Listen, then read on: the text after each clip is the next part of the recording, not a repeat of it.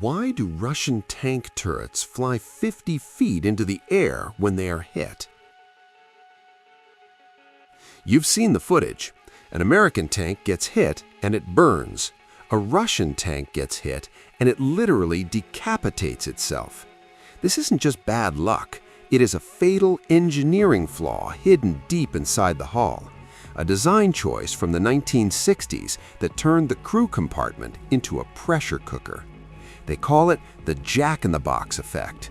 And today, we are going to look at the physics behind the most dangerous seat in modern warfare.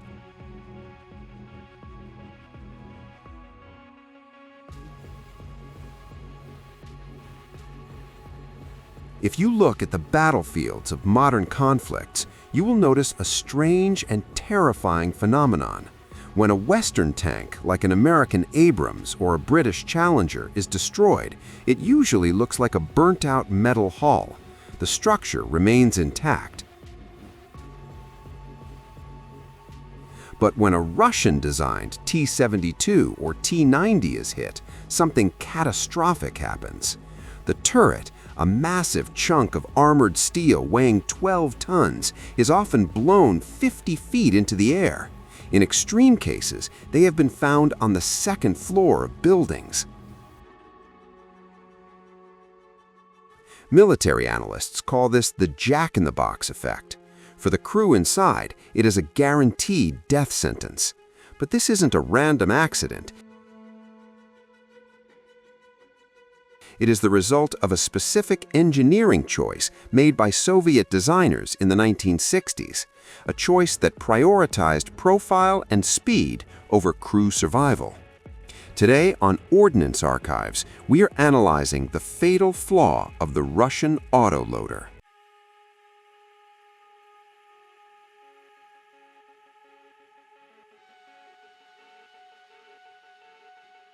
To understand why this happens, we have to go back to the Cold War. In the 1960s, the Soviet Union was preparing for a massive land war in Europe. Their doctrine relied on numbers, speed, and aggression. Soviet engineers believed that the best armor was simply not getting hit. They wanted their tanks to be small, low to the ground, and hard to see. If you look at a T-72 next to an American M60 Patton, the Russian tank is significantly shorter. But making a tank smaller is a physics problem. A standard tank crew has 4 men: the commander, the gunner, the driver, and the loader. The loader needs room to stand up, grab a heavy shell, and throw it into the gun breech. This requires a tall turret roof. So the Soviets made a radical decision. They fired the loader. Instead of a human, they would build a robot to load the gun. This allowed them to squash the turret down, making the tank harder to hit and lighter to transport.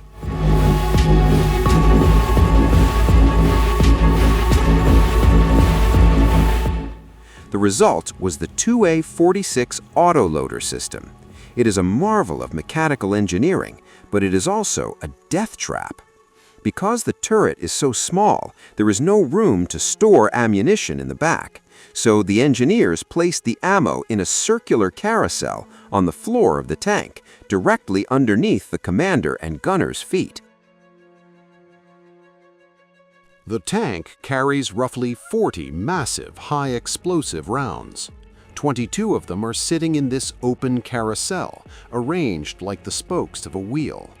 The crew is literally sitting on top of a powder keg.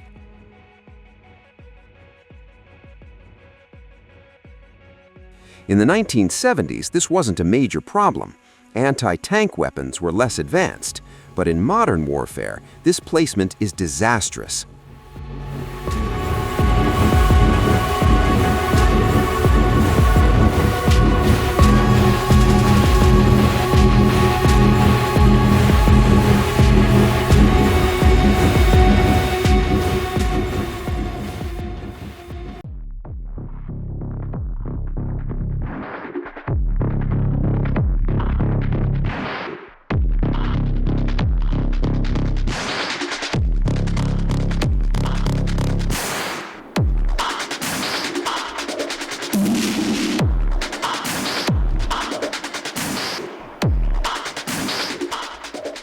Now, let's look at the rival, the American M1 Abrams.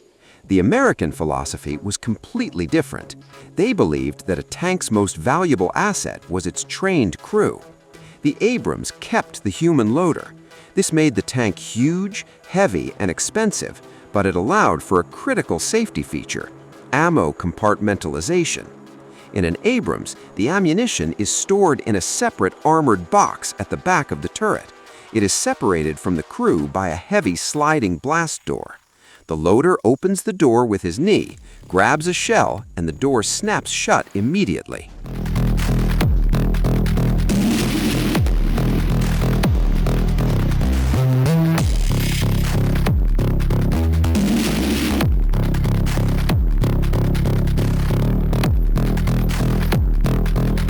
Critically, the roof of this ammo box has blowout panels. These are weak points designed to fail. If an enemy missile hits the ammo rack, the explosion follows the path of least resistance, up and out.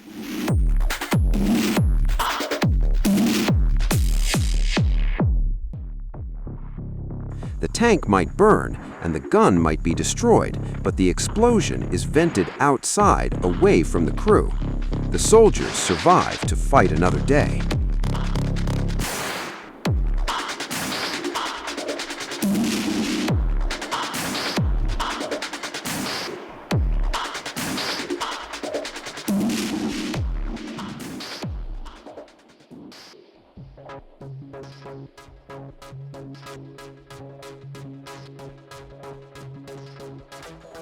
Back to the Russian T-72.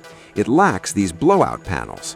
When a modern anti-tank missile like a Javelin or Flaw penetrates the hull, it sprays molten metal inside the cabin.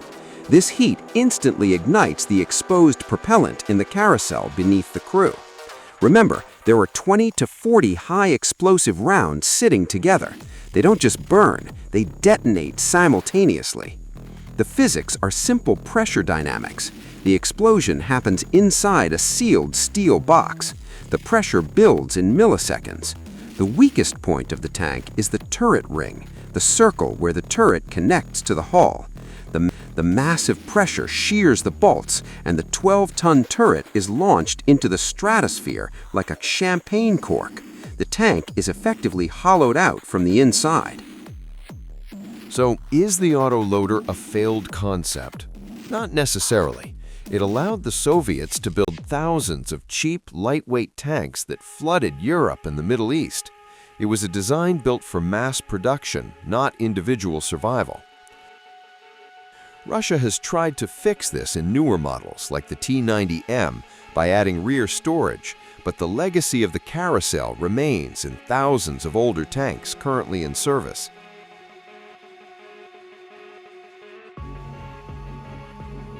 It is a stark lesson in engineering priorities. One design favored a low profile, the other favored crew survival. And in the age of precision missiles, the jack-in-the-box effect proves that sitting on your own ammo is a risk that rarely pays off. Thanks for watching Ordnance Archives. If you enjoyed this engineering breakdown, make sure to subscribe.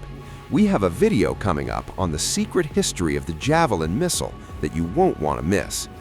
Let me know in the comments, do you prefer the speed of the autoloader or the safety of the human loader?